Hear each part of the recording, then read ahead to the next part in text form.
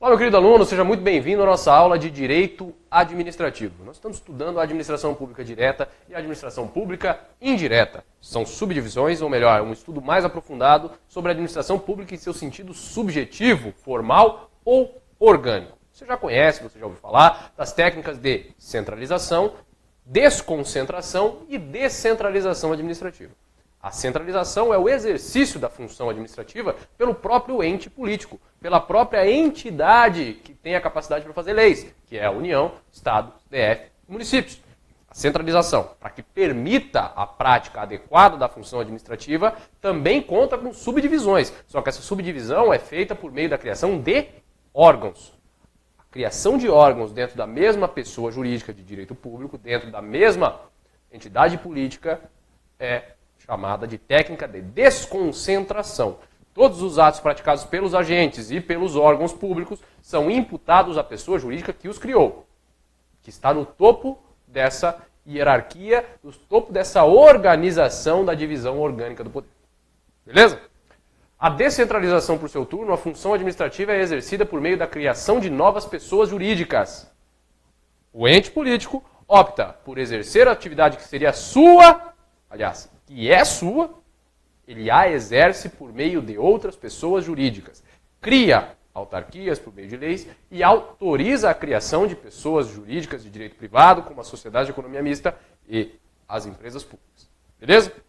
Nós vamos ver aqui agora, tem um quadrinho aqui com os integrantes da administração pública direta. Eu estou falando de entes políticos, de entes políticos, de entes políticos. Os entes políticos são os próprios integrantes da administração pública direta. O exercício centralizado e a técnica de desconcentração é bem evidente nos integrantes da administração pública direta. União, Estados, DF e municípios. Só essas 4 entidades são entidades com autonomia política, porque são as únicas aptas a fazer leis. São as únicas que podem, pela Constituição Federal, fazer leis. Então só temos 4 e são só essas 4. Ah, Fernando, e os territórios? Tem território aqui no meu quadro? Não, não tem. Os territórios não são integrantes da administração direta. Os territórios são pessoas jurídicas de direito público, sim, por força do que dispõe o Código Civil, que acabou com a dúvida acerca da natureza jurídica dos territórios, e são consideradas integrantes da administração pública indireta, como autarquias territoriais. Nós não temos territórios hoje, mas se aparecer território como integrante da administração direta, está errado. Tá? Então vamos lá. É isso. Quero que você saiba que são esses os 4 integrantes da administração pública direta. Vamos agora para a administração pública indireta.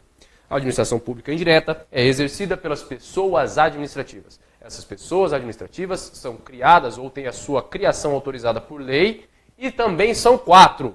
Você já sabe isso. Autarquias, empresas públicas, sociedades de economia mista e fundações públicas. Só temos 4. Sempre que você se deparar com alguma dessas 4 figuras, você estará diante da administração pública indireta. E não interessa qual atividade que elas praticam. As empresas públicas e sociedades de economia mista têm a possibilidade de desempenhar atividade econômica, exploração de atividade econômica. Mesmo que, explorando atividade econômica, empresa pública e sociedade de economia mista são integrantes da administração pública indireta e devem respeito a vários princípios da administração pública. Os principais, os princípios que a gente já conhece, princípios da legalidade, princípios da impessoalidade, o princípio da moralidade, da publicidade e da eficiência, todo mundo, administração direta e indireta, tem vinculação. É claro que, no caso das sociedades de economia mista, empresas públicas que exploram a atividade econômica, eles gozam de um regime temperado, não é 100% público, não é 100% privado. É um regime chamado regime híbrido. Isso é o que a gente precisa saber por hora. Vamos lá. A administração indireta, então, deve observância aos princípios administrativos e ao regime jurídico administrativo. Mas ela tem, a administração indireta e seus integrantes, uma vinculação específica a determinados princípios. E esses princípios estão aqui. Tá? Princípio da reserva legal. O princípio da reserva legal estabelece que criação ou a autorização da criação tem que ser feitas por lei. Lei. E não é qualquer lei não, tá? É lei específica. Teoricamente, a lei específica é aquela lei que tem aquele como principal objeto, não pode vir como um rabicho de uma outra lei. Então vem uma medida provisória tratando de um assunto completamente diferente da administração pública indireta e, por meio de uma emenda parlamentar, se coloca um rabicho naquela medida provisória e cria-se uma autarquia ou autoriza-se a criação de uma empresa pública de sociedade de economia mista. Em tese, isso seria inconstitucional porque a Constituição Federal exige a edição de uma lei específica para a criação de autarquia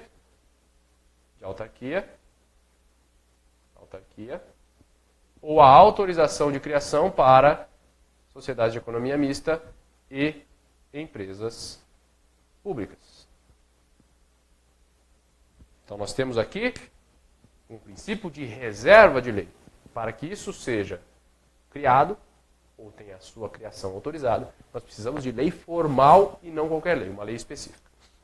Além do princípio da reserva legal, nós temos o princípio da especialidade. O princípio da especialidade determina que as entidades da administração pública indireta, ou seja, as pessoas administrativas, elas ficam vinculadas, elas possuem vinculação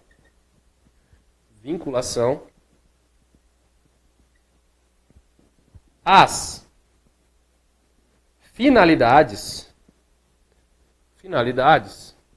estabelecidas as finalidades na lei criadora. Você não pode, ainda que por lei específica, promover a criação de uma entidade da administração pública indireta, uma autarquia, uma fundação, uma empresa pública, uma sociedade de economia mista, genérica, que não tenha a ela especificamente atribuída uma tarefa, uma função administrativa que competia inicialmente ao Estado. Ou o desempenho, exploração de uma atividade econômica de acordo com as autorizações promovidas pela Constituição Federal. O artigo 173 seguinte da Constituição Federal. Então nós temos aqui o princípio da especialidade como uma forma de limitar a atuação das entidades da administração pública indireta às finalidades para a qual ela foi criada. A lei que cria ou autoriza a criação já tem que dar o desenho, o jeito, a forma, a finalidade para a qual aquela entidade foi criada. E ela fica vinculada a essa especialidade e isso a sujeita ao princípio da tutela. Isso aqui é uma decorrência, tá?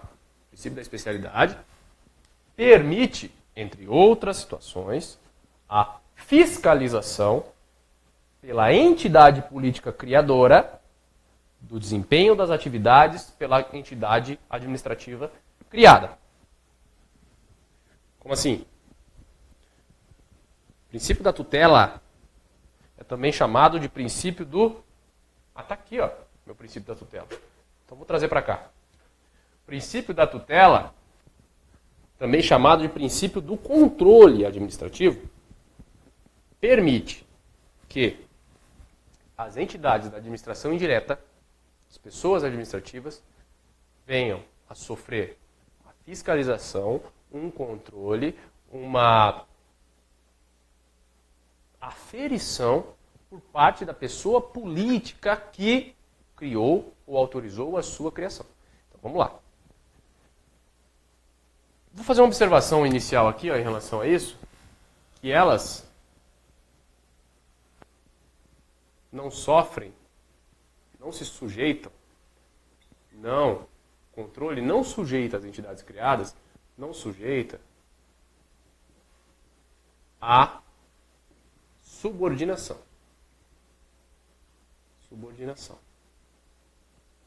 A relação entre ente político e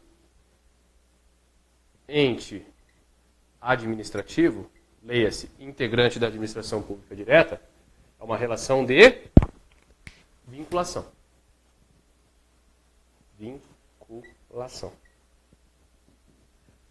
Essa vinculação não estabelece o controle hierárquico da administração direta sobre a administração indireta, mas permite o exercício do princípio do controle ou da tutela administrativa. E esse controle pode se dar por uma dessas 4 formas aqui.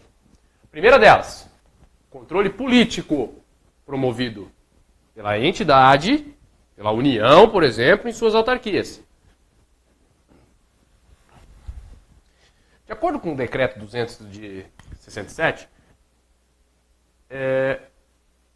o princípio, a vinculação, melhor dizendo, a vinculação entre a entidade da administração pública indireta com o ente político da administração direta se dá por meio de vinculação, e na esfera federal isso ocorre com o controle ministerial. Eu me lembro vagamente de um concurso que eu fiz em que eu errei essa questão na época, que falava que as autarquias são vinculadas necessariamente ao ministério. E isso é verdade, está lá no Decreto-Lei 200. O Decreto-Lei 200 estabelece que, na esfera federal, as autarquias, as entidades da administração indireta, sejam vinculadas a um controle ministerial. Tá? Dito isso, vamos lá. O controle político exercido pelas entidades políticas sobre a administração pública indireta diz respeito à nomeação de seus dirigentes. Os dirigentes das entidades da administração pública indireta são ocupantes de cargos em comissão. Em geral, é assim que funciona. Cargos de livre nomeação e livre exoneração. Uma garantia maior é atribuída aos dirigentes das agências reguladoras. Mas, em geral, autarquias, fundações, empresas públicas, sociedade de economia mista, têm seus dirigentes escolhidos, nomeados ad nutum, ou seja, de livre nomeação, de livre escolha do presidente da República, na esfera federal. Então, o presidente da República é quem vai escolher o cara e vai colocar lá. Isso em regra. Nós temos exemplos aí, como no Banco do Brasil, os dirigentes do Banco do Brasil, os cargos comissionados, eu toda a zebra do mensalão, nós temos os dirigentes da Petrobras, nós temos os dirigentes da Caixa Econômica Federal, nós temos os dirigentes do INSS, INCRA, FUNAI, IBAMA, todo mundo, nomeação dos dirigentes pelo poder, ou melhor, pela entidade política que criou ou autorizou a criação do ente administrativo. Então, esse é o controle político, a nomeação dos seus dirigentes.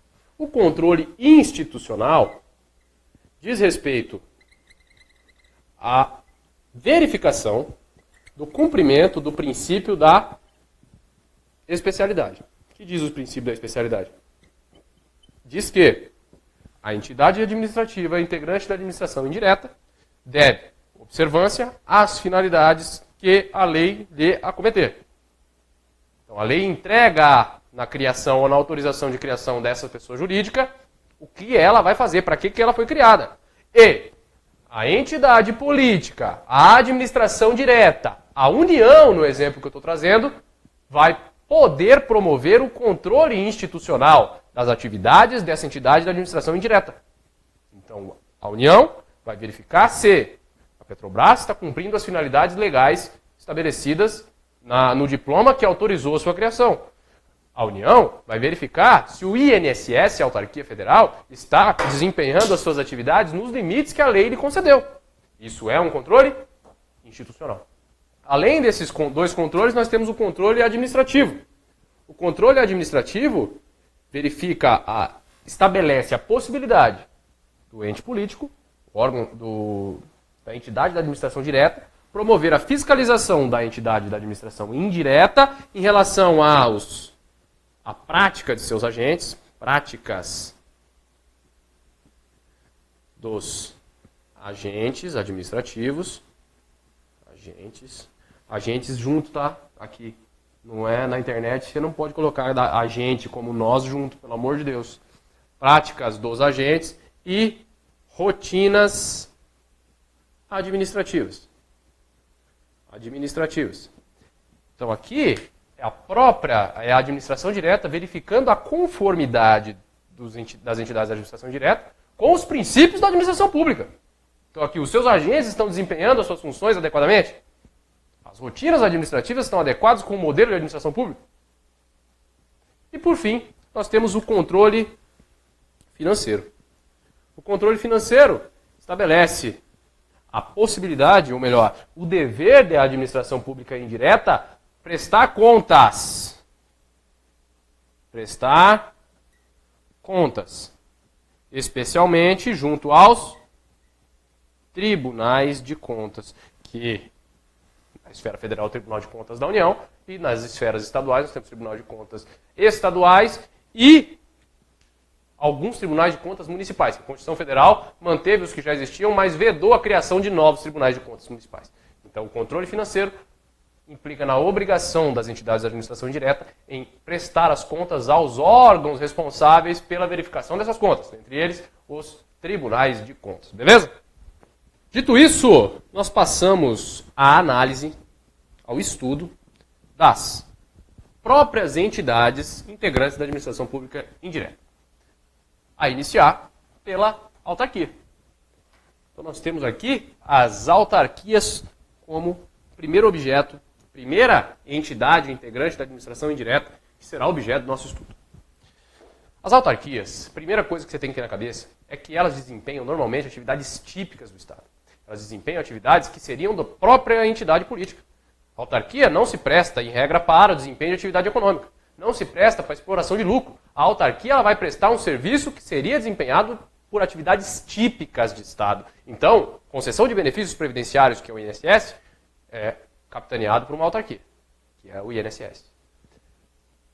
Concessão de licenciamento ambiental, de aferição de riscos ambientais, de proteção do meio ambiente, atividade típica de Estado, promovida, é claro, isso não veda o concurso com a atividade privada.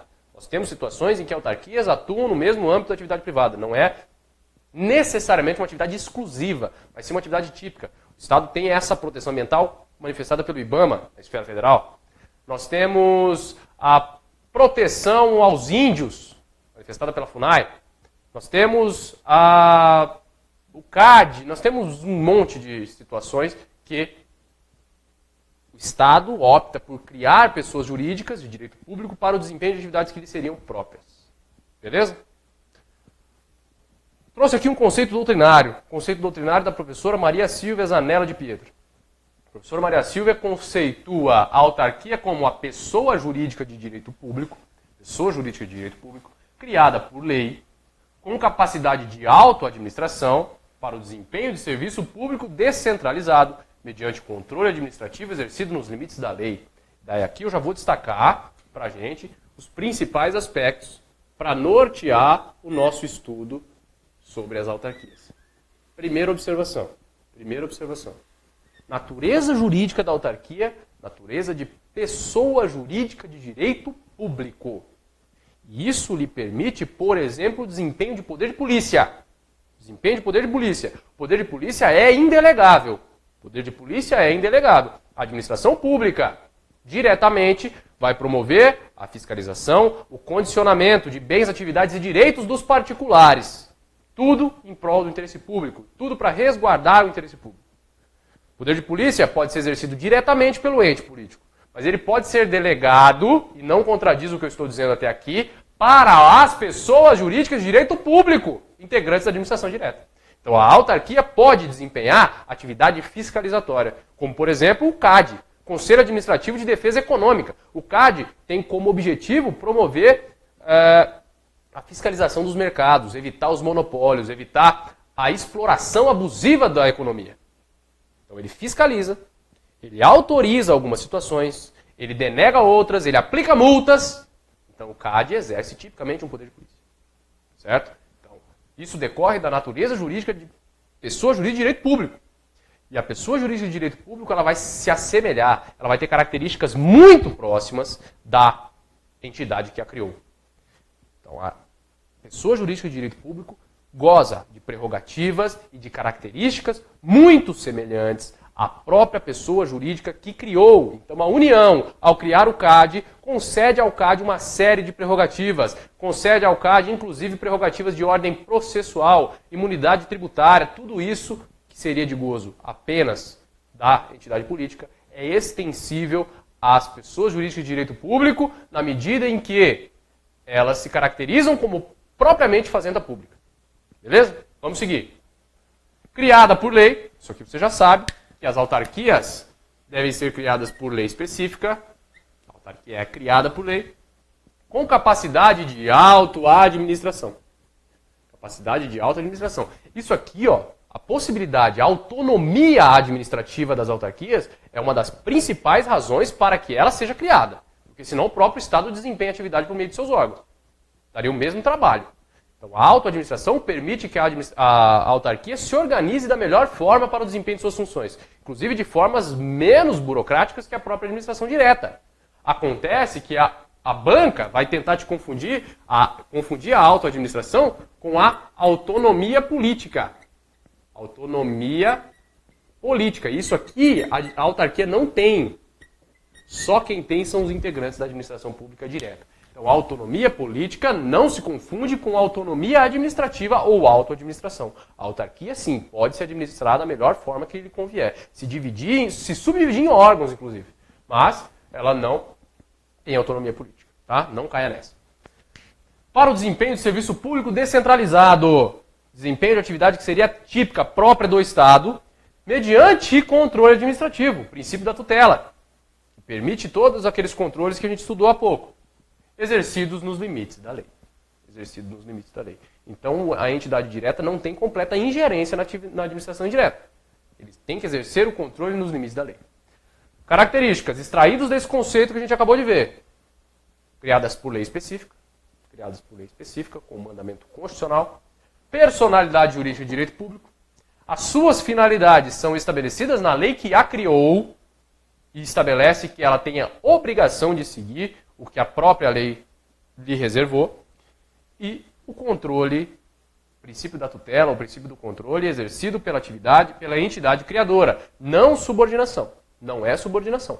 É controle, possibilidade de controle por parte da administração direta, que criou a entidade administrativa por meio da vinculação administrativa. Beleza? As autarquias, dentre as características que assemelham as autarquias à própria entidade que criou, as autarquias têm autoadministração, inclusive para ter patrimônio próprio. As autarquias possuem patrimônio próprio, ela tem destinado a ela patrimônio próprio. E por ter personalidade jurídica, ela pode ingressar em juízo, ela pode sofrer ações, ela tem a capacidade processual. Então, a autarquia possui patrimônio próprio. E esses bens das autarquias, os bens das autarquias, são bens públicos. São considerados bens públicos. E qual é a consequência de considerar os bens das autarquias como os bens públicos? As consequências são duas, principalmente. Os bens públicos, por serem públicos, evidentemente, eles são dotados de impenhorabilidade.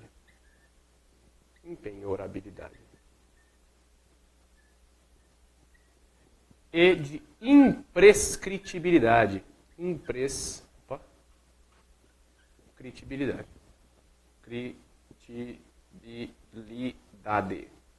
O que isso significa? Isso significa que os bens das autarquias, a autarquia responde pelos seus débitos com o seu próprio patrimônio. Somente em caso de esgotado o patrimônio da autarquia e ela não tenha condição de arcar com os prejuízos, com os débitos existentes, é que a pessoa jurídica criadora vai responder de maneira subsidiária. Tá? Então, o ente político não é responsável solidário com a autarquia. Só responde em nível de subsidiariedade. As autarquias, portanto, têm bens públicos.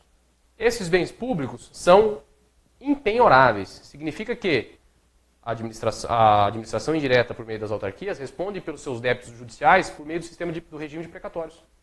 O regime de precatórios estabelece que, havendo uma condenação de uma autarquia a um pagamento de uma dívida transitada em julgado, da qual não caiba mais recurso, vai se expedir um precatório requisitório ao presidente do tribunal, que vai mandar isso para a autarquia, que vai determinar a reserva desse valor do orçamento do ano seguinte para o pagamento. Não pode o credor da autarquia penhorar os bens da autarquia para o pagamento do débito.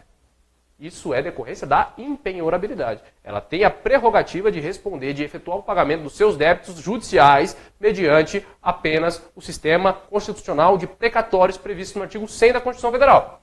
E a imprescritibilidade estabelece que os bens públicos não são sujeitos a uso capião.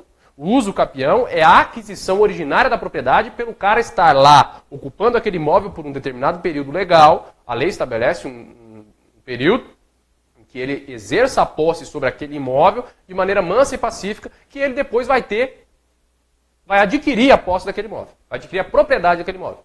Então, o uso capião é a aquisição da propriedade pelo exercício da posse ininterrupta. Os bens públicos, os bens da União, os bens dos estados e os bens das autarquias não são passíveis de aquisição por uso capião, porque eles são imprescritíveis.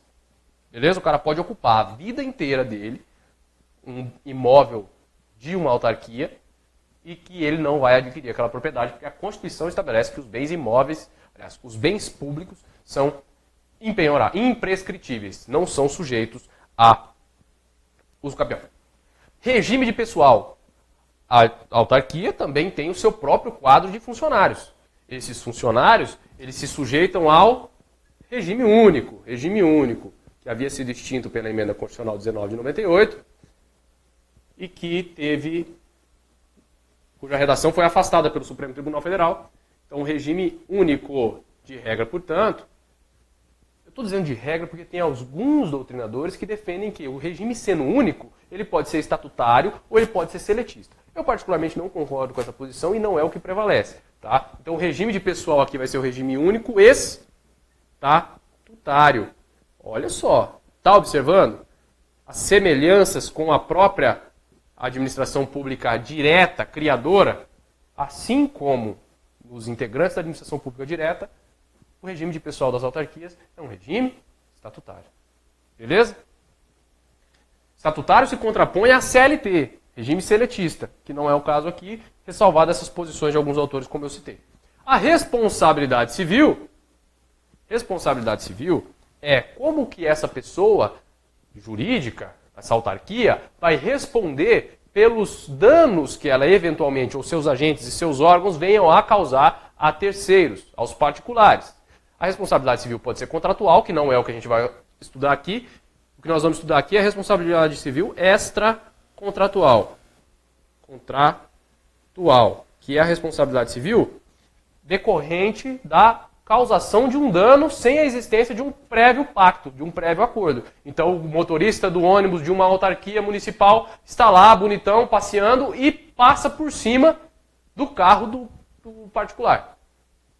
Nessas hipóteses de causação de dano ao particular, a responsabilidade civil extracontratual das autarquias segue o mesmo regime das entidades da administração pública direta, qual seja o regime previsto no artigo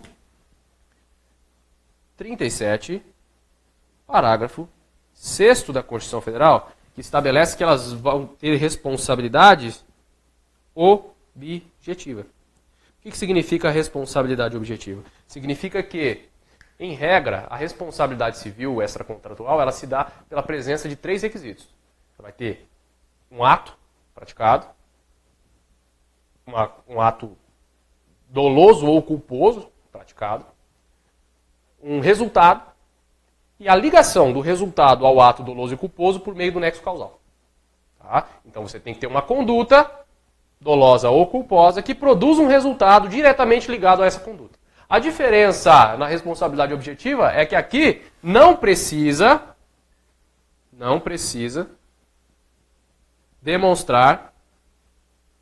demonstrar dolo ou culpa. Não precisa demonstrar dolo ou culpa.